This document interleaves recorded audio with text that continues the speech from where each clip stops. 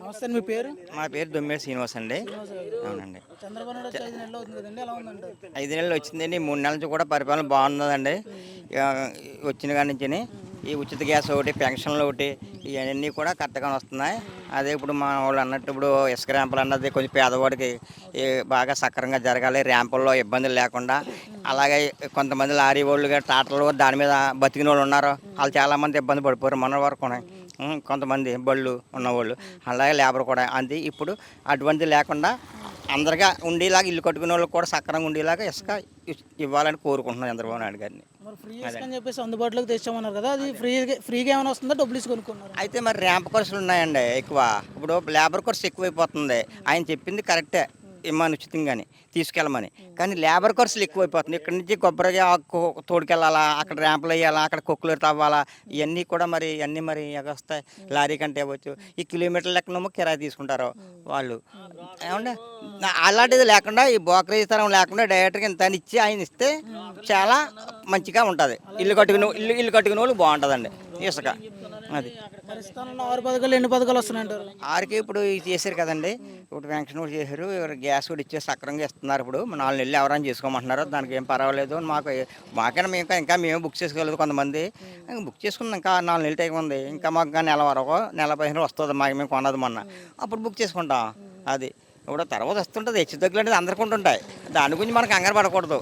అది ముందు అయిపోయిన వాళ్ళు చేసుకుంటారు. నాకు అక్కర్లేదు ఇంట్లో పెట్టుకుని తెచ్చుకుని లేనివాడు తెచ్చుకుంటాడు కదా. అది ఏమంటే అలాగా అదే మధ్య రేట్లు అన్నది ఉన్నదండి. ఆ రోజులు ఏమంటే 150 రూపాయలు కాయ ఇచ్చేయని బొక్కలు చేరుకు తాగేవాళ్ళు. అది ఏది ఇచ్చినా సరే తెచ్చుకుని నోరు మూసి తాగేవారు. ఇప్పుడు ఏదైనా పేరు చెప్పుకుని నెంబర్ 1 చెరుకు తెచ్చుకున్నారు. రూపాయి ఎక్కువ ఆరోగ్యం బాగుంటుందండి, లేదా బాగోపోవచ్చు, హానికరం అని తెలుసు. అది అందుకని క్వాలిటీగానే ఉందండి. అది ఇదివరకు గతంలో ఉండే క్వాలిటీలు ఇప్పుడు తెచ్చాడు ఆయన. అది మరి ఈయన వచ్చాక మద్యం తాగుతుంటే ఆరోగ్యాలు పాడైపోతుంది, జగన్ ఉన్నప్పుడే బాగుందని చెప్పేసి ఉన్నారు. అదే అలాగ అంటుంటారులేండి. ఈయన వచ్చిందే పోయింది, అది పోయింది లేదంటారు. ఆ క్వాలిటీ మంది పెట్టుకొచ్చి ఈ క్వాలిటీ చెక్ చేసి చూసుకుని అప్పుడు ఏ క్వాలిటీకి ఎలాగుందో అప్పుడు చెప్పమనండి.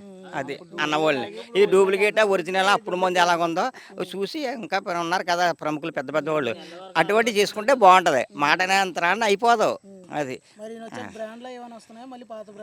కాదండి. ఈయన ఎప్పుడు పూర్వం నుంచి మనకు తెలియదు, మనకంటే అది ఉన్న నుంచి బ్రాండ్లు వచ్చాయి. అదండి. ఏదో కూరగాయలు పెరిగి అంటారు, పంట నష్టం వచ్చింది, వర్షాలు విపరీతం కురిసిపోయి అన్నీ మునిగిపోయినాయి. పంట ఎక్కడ వస్తుంది? దాన్ని మళ్ళీ మొక్క పంచాలా, కాయాలి, మళ్ళీ మార్కెట్లోకి రావాలా, అంత ఎంత టైం పడుతుంది? ఇలా ఆయిల్ రేట్ పెరిగిపోయింది అంటున్నారు. అది పంట పోతుంటుంది, ఎక్కడి నుంచో రావాలి, దానికి ఖర్చులు అవుతుంటాయి. మరి అవన్నీ కూడా మనం అనుకుని బతుకుతాం అనేది కష్టం. కొంత మనం కూడా వదులుకుని నలుగురితో ఉంటే మంచిదండి. పోయింది నాకు పెంచేసాడు, ఇవాళ చంద్రబాబు నాయుడు వచ్చి పెంచేసాడు, జగన్మోహన్ రెడ్డి పెంచడం, ఎన్ని రోజులు పెంచరు. అక్కడ వచ్చి సరుకుని బట్టే మనం ఇస్తుంటాం. అదండి. గత ప్రభుత్వానికి ఈ ప్రభుత్వానికి తేడా ఏంటంటారు? తేడా ఏంటంటే సక్రమంగా అన్నీ కూడా నడుస్తున్నాయి ఇప్పుడు. అది అప్పుడు 150 రూపాయలు ఉల్లిపాయ అమ్మిందండి. 270 రూపాయలు, 170 రూపాయలు ఏమో మనకు ఆయిల్ ప్యాకెట్ అమ్మిందండి. ఈవేళ అదే ప్యాకెట్ ఈవేళ 240 రూపాయలు అంటున్నారు. ఇప్పుడు అమ్మిందే కరెక్టే. ఇలా 50 రూపాయలే ఉల్లిపాయ అమ్మారు. అదే రోజుల్లో ఇలా 150 రూపాయలు, 170 రూపాయలు ఉల్లిపాయలు అమ్మారండి. అది అంతే. అంటే కూరగాయలు చంద్రబాబు నాయుడు అమ్మనవరు, చంద్రబాబు కానీ రాగింద్ర కానీ జగన్ అమ్మని కూడా మనకు పంటను బట్టే అమ్మేస్తారు. కూరగాయలు పండితేనే కదా వచ్చింది. నేను పాలు తిట్టాను మొన్న చచ్చిపోయి 4-5 ఏళ్ళు లాస్ నాకు. అది నేను ఆ పండి సగంకి వస్తే మీరు మార్కెట్లో అమ్మితే నలుగురికి కొంటారు. అది దానివల్ల అంతగా ఏమీ కాదండి. బాగానే ఉందండి. ముందు రోజుల్లో కూడా ఇంకా పరిపాలన చేసి ఆయన ఉండాలని మేము కోరుకుంటున్నాం. అందరినీ, పేదవారిని అందరినీ చూడాలని సక్రంగా.